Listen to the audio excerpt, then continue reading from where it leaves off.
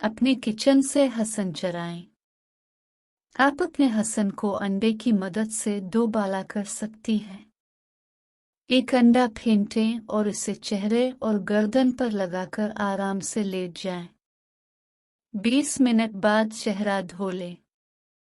अंडा जिल्द को कसने में मदद देता है और ग़िज़ाइयत फराहम करता है।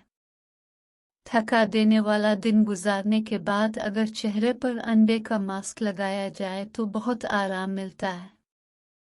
अंडे की सफ़ेदी हैरत अंगेज़ तौर पर चेहरे की सफाई करती है।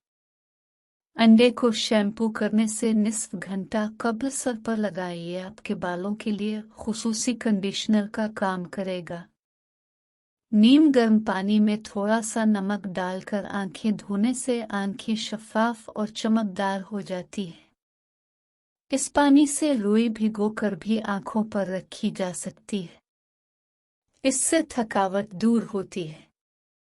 गर्म पानी में 3 खाने के चम्मच नमक डालकर पाँव इसमें रखकर बैठ जाएं, थकावट और दर्द से आराम मिलेगा।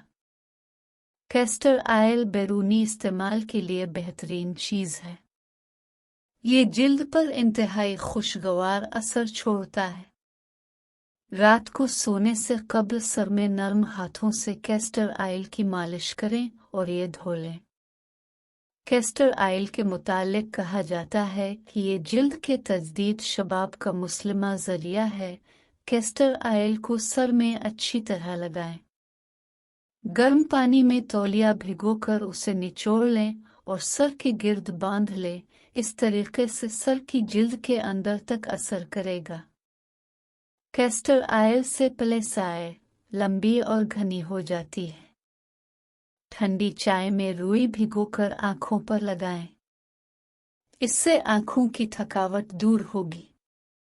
चाय की पत्ती का इस्तेमाल बाकायदगी से करती रहे। चाय की पत्ती पानी में डालकर उबाली और कहवा ठंडा करें। शैम्पू करने के फौरन बाद बालों को कहवे से धो लें। इससे बालों की चमक में इजाफा होगा। मुसलसल इस्तेमाल से कहवे के जैसा हल्का सा शेड भी चमक का हिस्सा बन जाता है।